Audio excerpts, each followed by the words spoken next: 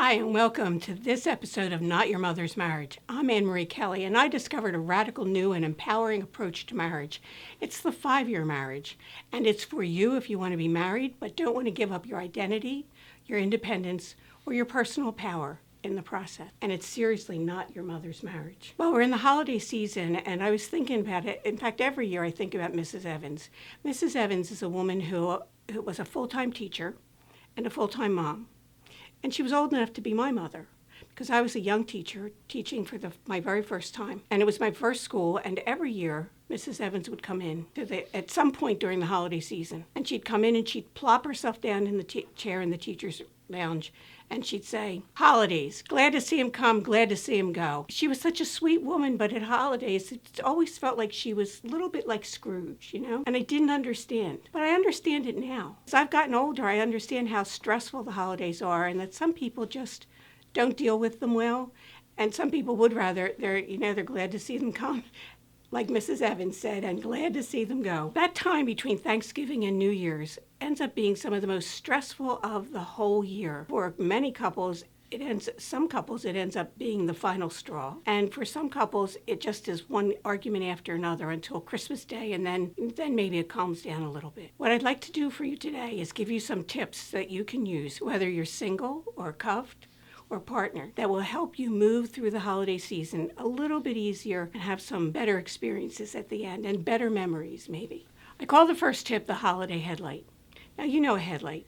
It's, on your car, that you have the headlight that it lights the road before you and it keeps you from going off-road and into a ditch. Your holiday headlight pretty much does the same thing for you yourself.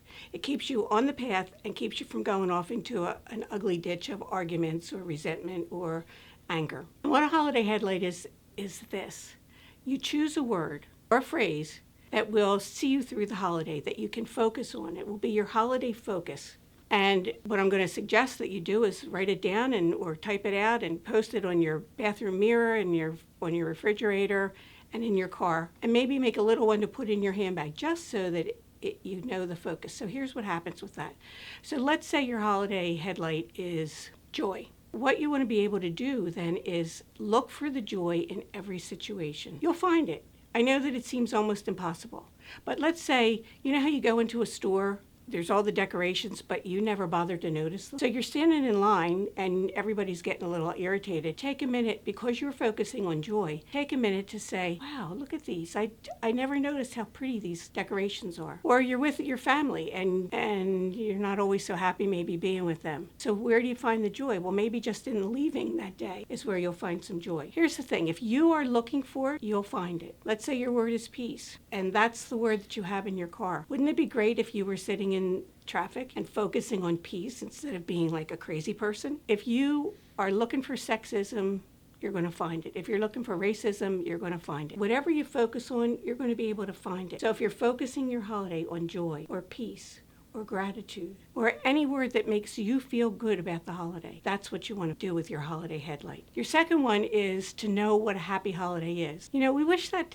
every year we go, happy holidays. But really, what does that mean? What does it mean to you? Now think about that. So many times we're thinking about how the holidays, but you might have a certain set of things that you like at the holidays that will make your holiday happy. You don't think about it in advance, but this year I'm going to ask you to do that. Write it down. Find 3 or 4 things that makes your holiday happy. And then over the next couple of weeks, find ways to put those things into your life. Maybe it's being with family. So find more ways to be with family. If being with family makes you happy, maybe not being with family makes you happy. So find ways to avoid being with the family that doesn't make you feel happy. Maybe gifts don't make you happy. So tell your friends, I want to do gifts this year. Whatever you think it makes your holiday happy, that's what you want to focus on. Here's something interesting. Have you ever asked your partner what makes your partner happy? You and your sweetie might have completely different ideas of what a happy holiday is. So ask your sweetie to do the same thing. If you have different ideas of what happy is, you could be spending 4 or 5 weeks just going in different directions. So look for what a happy holiday is. Now, here's one other thing that I want to tell you. I have 2 things. The third thing that I want to tell you is this. Things get really wonky over the holidays, and you and your sweetie may be having some arguments. That's pretty normal. Almost everybody will tell you that happens. Plan something for after the holidays, just for the 2 of you. You're going to be visiting friends and being with kids and, all that stuff. Plan something for after the holidays. Now, that could be, you can rent a beach house. You could, and it could be with your sweetie, it could be with your girlfriends, it could be with your sisters. Do something where you're out of your regular environment and just celebrating something that makes you feel good with your, as I said, with your sweetie or your sisters. No pressure, no gifts, no holiday, it's over. So now you can plan for that. Plan it today. Get your friends together if your girlfriends are going, and say, hey, let's do this in the middle of January. The whole holiday. Just remember that when things get really wonky and you feel like you're losing your mind, in the middle of January, you're going to be doing this one good thing. And that will make a huge difference for you. There's a psychological thing. It shifts your head. So that's the third thing. And the very last thing is go frozen. Let it go, let it go. Patty Painter is one of the women who was in my first book, The Victorious Woman. And she used to make herself crazy, like a lot of us do at the holidays. This kid like this and this kid like that, and her spouse like this other thing. So she'd be running around the whole time. Then she was diagnosed with cancer. Not one, but 5 different cancers. It took almost 2 years for the surgeries and the treatments and all the stuff that had to happen. And at the end of that time, when Christmas came, she was like, I'm done. And she told her kids, if you want to do this, that's your special thing. You can bake it, you can make it, you can orchestrate it. Whatever you want to do, it's up to you now. She just let it go. And you know what happened? Some of the things her kids still did, and some of the things they didn't bother to do. It wasn't as important. She thought it was uber important that she did this thing for this kid and this for...